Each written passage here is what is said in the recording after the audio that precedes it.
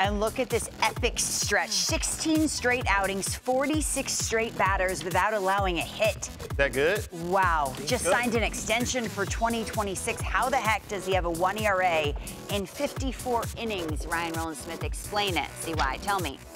Well, I got to say, I mean, looking at those numbers, wow. Look at what he's doing at 37 years old. Yeah. Right? And the other part of this is too, and I have to mention the fact that he's still seeing 100, right? That's the best part about this with Aroldis Chapman. But we're going to dive into what is different this year, why he's literally having the best year of his career, in my opinion. So I want to take it all the way back, CY, to when we first laid eyes on Aroldis Chapman. This is back, we're talking, he burst on the scene in 2010. All right, so first of all, as a Red Sox this year, killing it, right? 37 years old, made a ton of adjustments, not so much when you're talking from a physical standpoint, but throwing strikes. So let's take it back. This is Cuban. No one knew who this dude was, right? Very limited scouting reports, pumping 100, right? I do have a funny story coming up here in just a second. This is in Mexico City against my Aussies, by the way. So again, you have limited scouting. Just pause the tape for 1 sec as we see Chapman. Aussies had never seen that. They'd never seen it, right? Well, you hadn't seen a whole lot of this in general. So going back to this is in Mexico City. I'll never forget. The scouting report was, oh, we've got this lefty. He throws 95, can get up to the upper 90s. The scoreboard in Mexico City had the radar gun, just the 2 digits. So I kept popping up 0001. And the Aussies were going, my buddies were going back to the dugout saying, dude, the radar gun's busted. It's showing 00. And then, lo and behold, third, fourth inning, no, bro. That's 100. They're just not showing the line. Absolutely. So he was popping 100. So this is when he burst on the scene. I had to show that. You can run the tape for us. So we knew all about him. He went viral. And then what did we see? In a Reds uniform, it was 100. He was pumping 103. Jed Lowry, sit down, Jed. Look at this. See ya. No chance. 103. Again, but you go back to 2010. See what you were there, right? 2010 to 2015. You didn't see this, man. Look at like a third of pitches thrown was Aroldis Chapman throwing gas. Zumaya, like go back to that board real quick. Zumaya was the guy that, you feel like nobody was throwing harder than George Zumaya. Right. And he was throwing 100. And then you see where Aroldis Chapman was. I mean, I think of the Johnny Venners. I think of Craig Kimbrell. And they weren't even touching 100, which is crazy to even think of. This is a huge separator right here. It was crazy. I do remember Zumaya, too. He was injured a lot. He didn't get the same extension. This is, by the way, before they even quantified extension and everything else. But, I mean, look at that. 1,800 pitches thrown, and you look at the rest of the board, right? So, again, he was a unicorn. He was 6'4", coming down the mountain. So let's go a little bit later, right? So he's trying to keep up with the flame-throwing middle of the plate, and he lived off that. Now, this is his Yankees days, and you check this out. If you can look at the count, by the way, too, CY, and you know this, man. When you're in 2-0, 2-1 counts, pause the tape for 1 sec. When you're in 2-0, 2-1 counts, a situation where you're facing Chapman, how much more comfortable? It's not an uncomfortable at bat. It's a combination of a couple things. You're going to be in a good hitter's count, so you get a chance to cheat at the heater. And now you're getting to the point to where more guys are starting to throw hard. So the biggest separator when you go back to the 2010 year that you were speaking of is nobody else was throwing that hard. So, and we've seen Chapman come in, Craig Kimbrell come in, Kenley Jansen come in, as far as some of the greatest closers that we've seen. But you see, as they get older, the league normally adjusts to them because everybody else around them is all of a sudden has a similar stuff. But Chapman has found a way to continue to separate himself. Well, this is how he separated himself, and this is unbelievable too. So, by the way, too, and this is where I just do want to show this. This is when he's with the Texas Rangers. This is when I thought he was at the point where it was starting to decline. He started, look at his mechanics right here. He's trying to find ways to get more deceptive, and he's still trying to just blow doors off everyone. But like you said, the game catches up. Everyone around him is throwing 100. This is the difference. Pause the tape for 1 sec.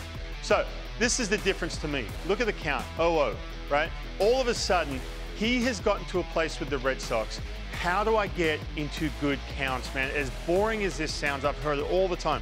Get ahead in the count, you get paid. Get behind the count, you get DFA'd. Right? That's how it was back in the day. I remember Cliff Lee said that to me.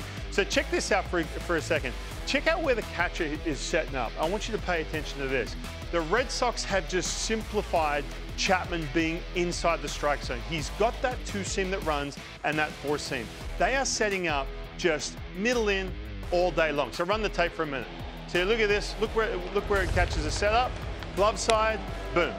on that side of the plate all day long. He can still pump that 100, and then he's got that run right there. So if he misses this, he's got that run out over the plate. Just get him in the strike zone. All of these are OOs, and then he can dump that slider in there as well.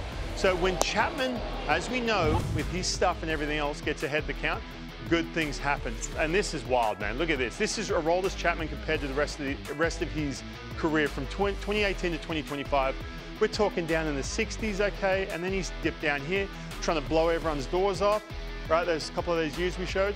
This is elite. Yeah, right, Ryan, the 2018, even before that version of Chapman is the one for me that's the version that I faced, and that's the one that you had a chance on. And when I say you had a chance, you weren't going to rack up 3-4 hits against them.